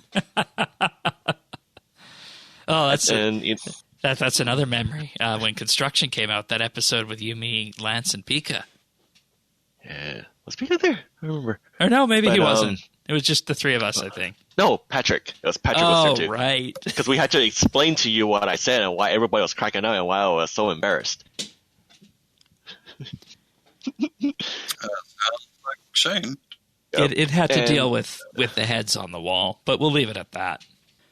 Well, you know, lots of acts of kindness always go around in RuneScape, and, you know, lots of money has changed hands over the years, and, you know, we actually you have to wonder who buys certain things, and we have a question about this next, but I'll just take a moment to thank our Patreon supporters for the first time this year. This week I'd like to thank Andrew C., Arvids L., Brock H., Cameron, Christian S., Cook Me Plocks, Diana, Duramax, Jade Gizmo, Jade W., Jason S., Jim M., Joe M., John P., Kesky, Kevin G., Kyle, Lucky Ducky, Melanoric, Nora Pernasius, Rastafa, Ricky A., Ryan P., Samantha R., Soup Finder, Steve D., Stabeve, The Naked Captain, The Lion, Tom V., Zachary K., and Zant.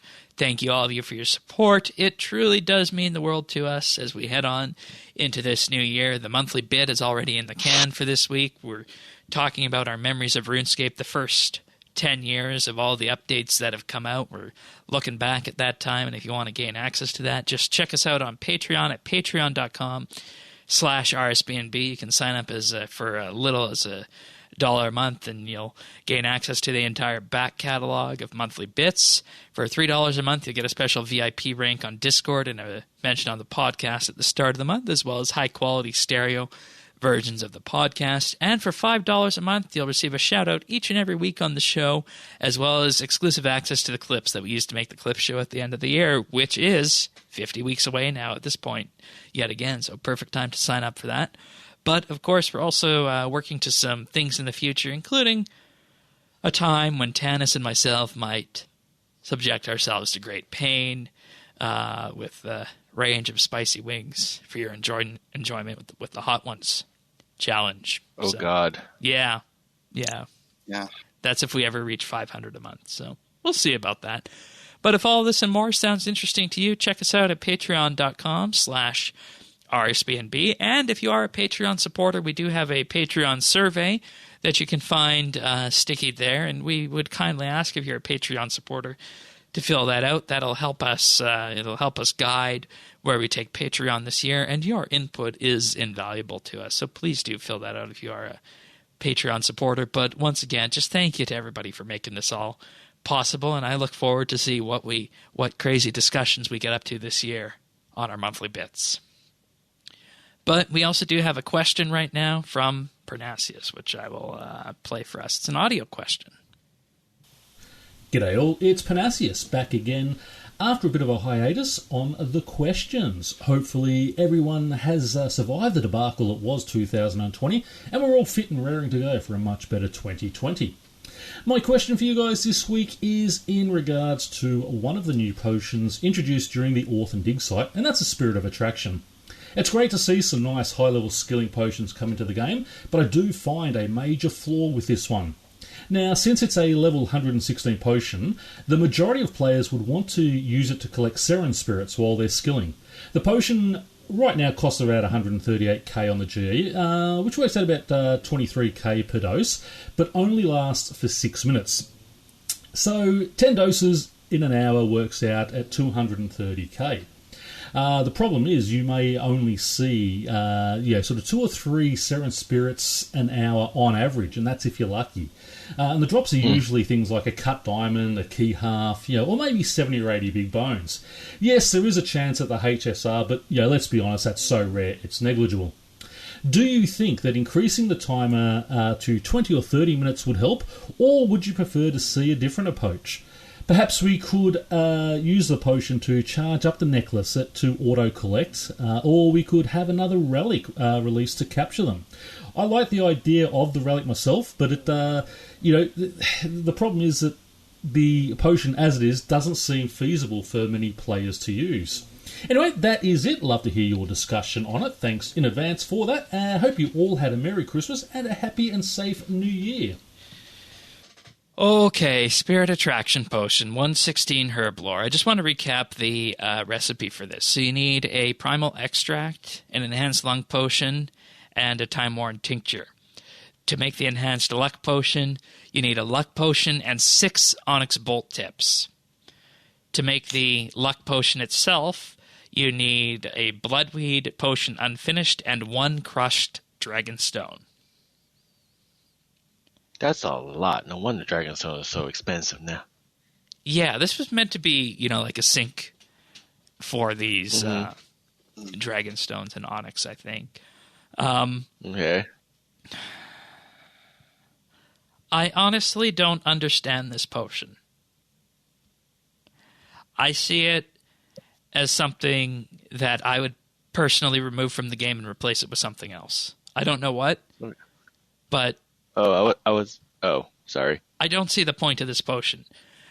The only reason I see to use this potion is if it had some kind of glowy effect on it, which, they could very well add some kind of glowy effect that's customizable and just have it, being a way to flex on people that you have money to burn. That's what I see this potion as, honestly. And that's why I don't understand it. It collects Seren Spirits, Divine Blessings, Chronicle Fragments, Elder Chronicles, Fire Spirits, Divine Fire Spirits, Forge Phoenixes, Divine Forge Phoenixes, Manifested Knowledge, Divine Carpet Dust, and Gothic's Butterflies. Yeah, none of that matters besides the Seren Spirits. It's just, that's just what it is. If you're training the other stuff, you are not spending 135k per dose or whatever it is per potion. It's per hour. It would be, but yeah, it's like 20k per dose. Yeah, so no, that's not happening. I said when this came out that it should be a much, much longer duration. Probably, like a 20-30 minute. Something like that. 15 minutes, and it's 4 doses an hour. Okay, well, that would be better. I could start there and adjust as you go. But although even that aside, is, it just doesn't feel useful for collecting anything aside from a Seren Spirit. That's the only thing it's useful for, which I think Pernasius has a point when you say you could do that with a relic. The only thing that I'm a little apprehensive about, so I love the functionality of the potion. I I think it's great.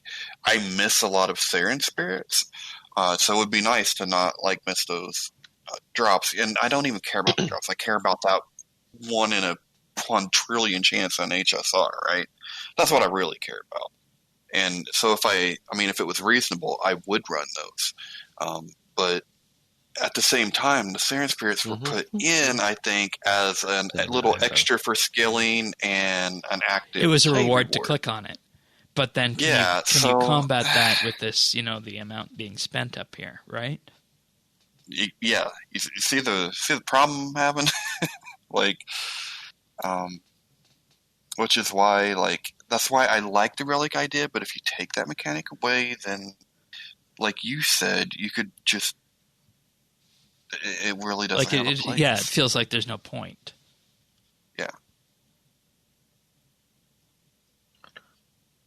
But, extending it should be the minimal step. That should be the least that is done. That absolutely needs to be done. Yeah, because when I say I don't understand this potion, I understand what it's meant to do, but I don't understand who would use it, right? I've yet to find somebody who is using this thing. Have you heard of anyone? You're fairly well connected, Tanis, with people with lots of money. Yeah, no, they don't. I don't know anybody that burns it. So, I think you just got to increase the duration, because if you're going to put it in a relic, then this potion is useless. And then we're back at the same thing, right? So just, delete the potion. Well, as you were saying early... Oh, sorry. You finish up. No. Go ahead, Trekkie. I was saying that, as you said earlier, Shane, this is supposed to be a money sink. And I think the thing is that if you're thinking a Saren spirit's going to come up here in every 5 minutes, you're just drinking a potion and kind of praying, because no Saren spirit shows up every 5 minutes. Right. And so if you think it's a money sink, yeah, because people who have tons of money are just going to be like, I'm going to drink all this up every, auto click it every single time it's off cooldown with my overloads and everything else. And then, yeah, 1 onyx creates 24 bolt tips. So, 6 bolt tips is a quarter of an onyx. And onyx are really high. Is this thing meant to be a sink for onyx and dragonstone? Maybe, but the problem is you can't sink stuff on the skilling side like this. We don't have that kind of money. And the thing is about dragonstones, you forget that, hey, you actually need these for archaeology. Now, if you wanted to make it more useful and more appealing and justify the cost, then give it some kind of effect, some kind of a luck effect while clue scrolling. And you could do the same kind of 15 to 20 minute duration. That would make it last longer. You might be able to do a couple clue scrolls per dose, and have, a chance at a better item. I don't know what the effect could be, but that would be the other alternative I would see to make it a better potion, more appealing. All right, fair enough. And, I agree there. It's just something that I think needs to be worked on. I don't have an answer to it. But I agree, definitely something needs to be done on this. And I don't have an answer for this. But I would personally just remove it from the game, or just, further make it a way to flex on people, give it a nice little cosmetic effect to it, right? Because, we're already sinking a dragonstone and a quarter of an onyx into it. So. Yeah, I agree. Why not? You glow. Yeah, and have it be customizable, right? It's a potion recipe you earn from the Dragonkin area, and we know how they love to relax. That's true. That's true. Maybe it could be that. But thank you, Parnassius. Alrighty, we're going to wrap the show up now, and we're kind of changing how Pick of the Week and Tech News and all that stuff works. We got multiple picks of the week. That's how we're going to roll Tech News going forward.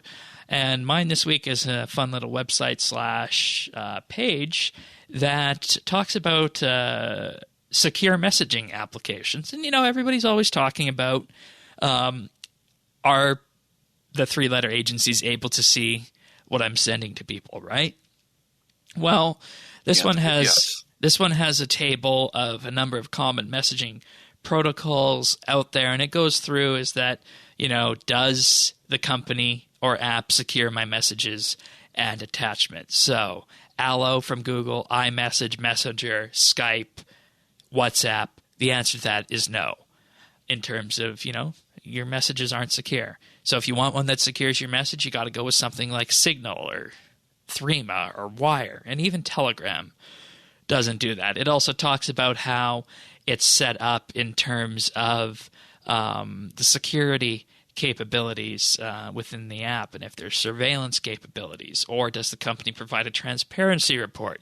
It also says, hey, where is this company based out of? So if you don't want a messaging app that's based out of the US, you can go with this. And to me, if you don't want something that's based out of the US, but you want something that's end-to-end encrypted, it looks like Threema is the best way to go, because we all know in this day and age that if you're not paying for a service like from Google or Facebook, you are the product. Apple, of course, takes a different model with that as well. So this is just a fun little way to look at this and say, okay, I'm maybe looking at changing how I communicate with people going forward. Is there an app or protocol that I can adopt that's going to provide me a better experience than what I'm currently using? And you can see the big ones here, the ones that everybody uses are the least secure against snooping, of course, being iMessage and Facebook Messenger on that. So you can find this at securemessagingapps.com. And I think this is something that, it's just interesting to look at. Personally, it doesn't bother me that much. Everybody I know is on iMessage, so that's what I use. But it looks like some of the best options out there are things like Signal and Threema. So that's the pick of the week this week from me. Interesting. That's cool. It even says, does the app collect my customers' data? So, duh. And, Threema does not, and that's why Threema, to me, looks like the best one you can choose. Granted, you do need to pay for it, but there you go. Well, you get what you pay for. Exactly. That's true. There you go. Perfect example. Very cool. I'll have to use that the next time you're looking for a messaging app, right? Yeah. Skype is horrible, by the way. I'm sure. Yeah. In terms of security, if you're looking for that. But it just boils down. And, we just need to be clear that for the vast majority of people out there, this isn't going to matter. But if you do want to, just take that privacy to the next level, this is a good starting point. So, All right, Tanis, I believe you have one you want to do. Yeah, so if you like driving or you like simulators, I got a game for you this week, and it's called the American Truck Simulator, or ATS, and you drive a big rig around, you hauling freight. It started, when the game first came out, I think you had California and Nevada. The reason I'm choosing it as the pick of the week this week, there's been more DLC that has came out since then, but there was some recent DLC, which I think was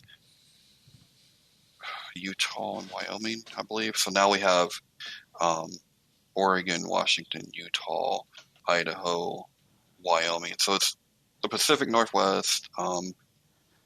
It's got Arizona and Nevada, so it got some Southwest. Yeah, it's not Nevada. I see San Francisco.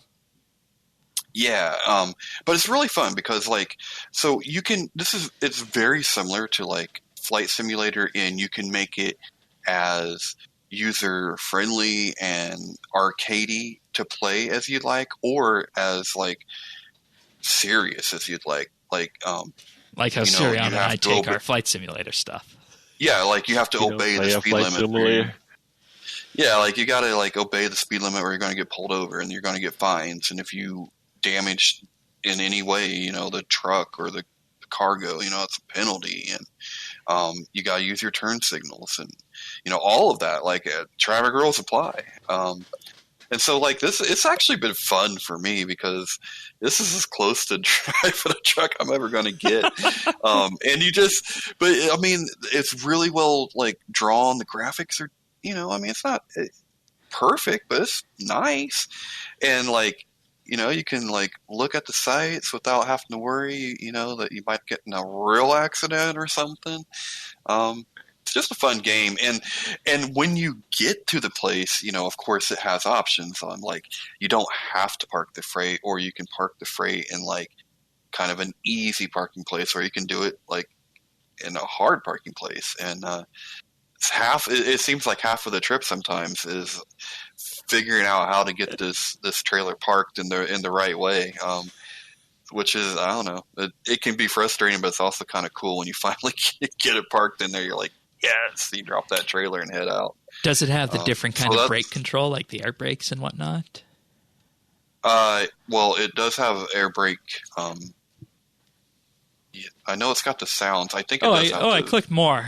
Various simulation settings for enthusiasts, including air brake simulation, different types of brakes, including retarders, jake brakes, trailer brakes, and multiple types of transmissions.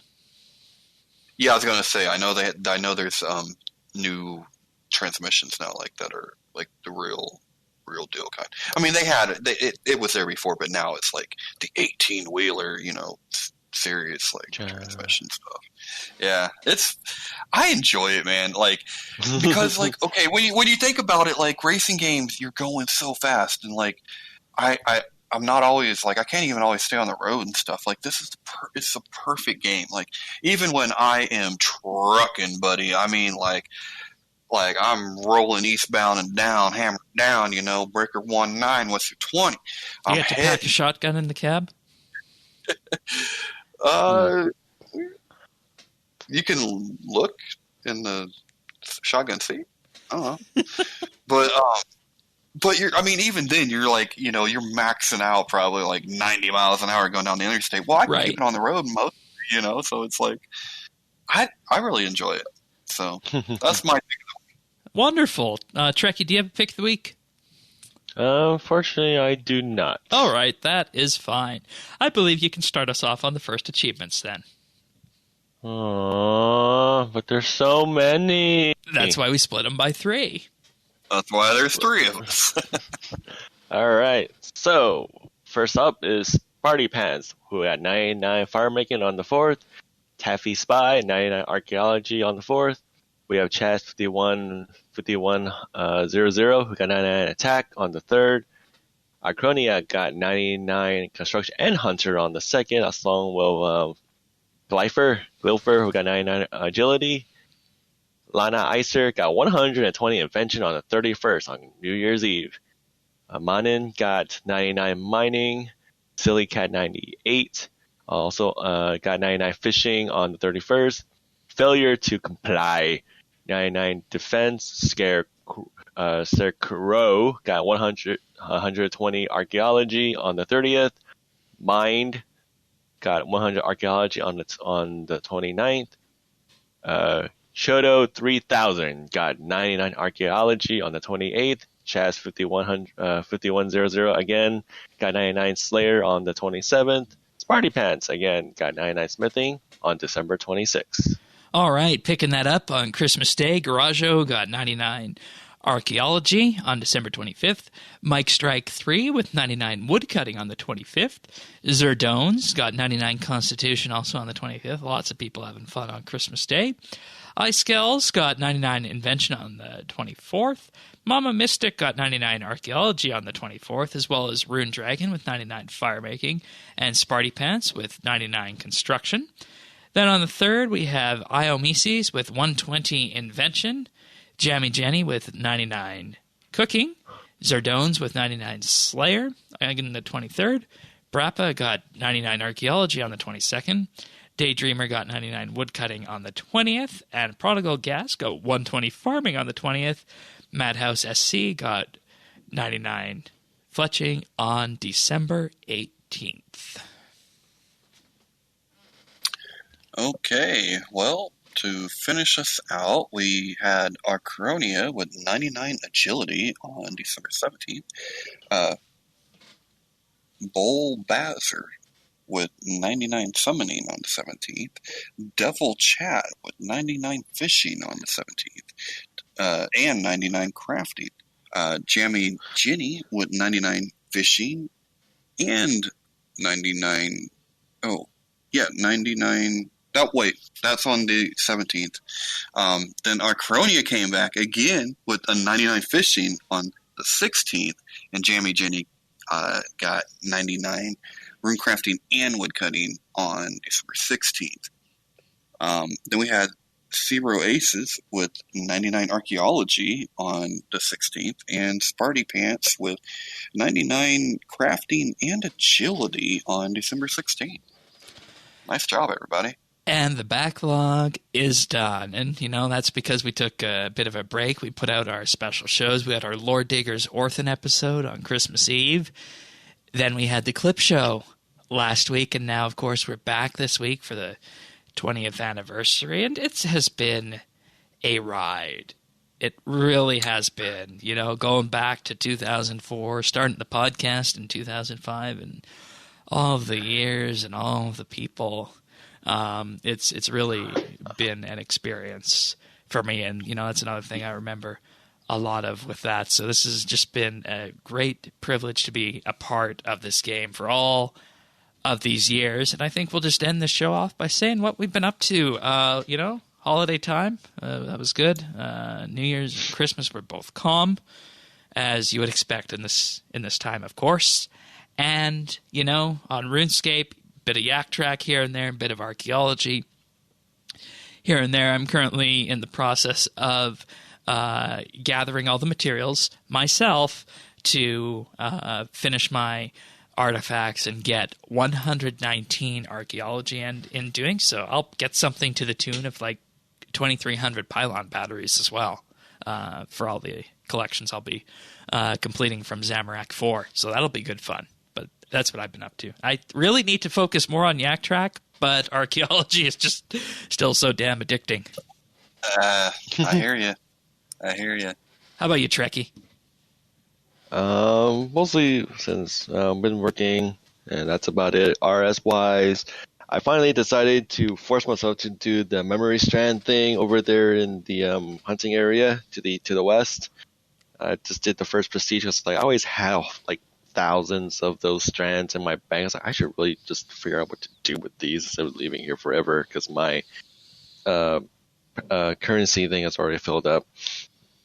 As a little bit of real life thing, some of my coworkers who have been really hesitant, who work in the hospital, have been really hesitant about getting the vaccine. So me and two other of my colleagues decided to be good role models to our people who are under us. So we all decided to go get the vaccine at the same time and do a little picture thing for them. That's what we did. So on Monday, me and a couple others all got stabbed in the arm. As far as I know, no third eye has grown out back of our heads, and I have not been craving for a Corona beer. If only the rest of us could be so lucky to get it at the same time that you do. It's something we're all looking forward to this year. I was perfectly willing to wait, but I think one of the things was they were offering, and then the other thing was everyone was always like really, really nervous about it. So I was like, hey, we should just be good role models and go get it, so that people under us would go get it too if they so choose to. The thing is, because of the supply and demand, if you're unable to get it now as the first responder, you're mostly not going to get it until March or April. According to some of my sources, if you're not getting it now, you have to wait because they want to make sure there's enough of them for the second dose. So that's there. That's right. that. All right. How about you, Tanis? I had a great holiday. I actually had a bit of a COVID scare the week before Christmas, actually Christmas week, but everything was fine. So it was all good. Yeah, it was all good. My brother is just an idiot. didn't tell me his girlfriend was sick, and I spent a whole day in the car with him. So I was a little nervous, but it turned out fine. Started my new job this week, and spent some time. Yay! I spent some time going around the Lumbridge crater and kind of checking stuff out there. I really wasn't that impressed with the skilling that was on offer at the moment. So I went right back to archaeology because I'm like you're saying, I can't drag myself away from it. And so I'm back down in the Warforge again. We'll have to see what happens after we get 120, right? Like, where do you go after that? Yeah, that'll be the test. That'll be the test. But thank you so much for joining us, everybody. This has been a wonderful episode to celebrate 20 years here, and I feel like the story this year is just beginning. So if you want to subscribe to us, have the podcast delivered automatically to you, check us out at update.rsbnb.com/subscribe. We're on Apple Podcasts, Google, Spotify, Pocket Cast, YouTube, anything. Get them delivered automatically to you. And with that being said, we'll be back next week for another episode of RSBANDB Update. Take care, everyone. Yeah.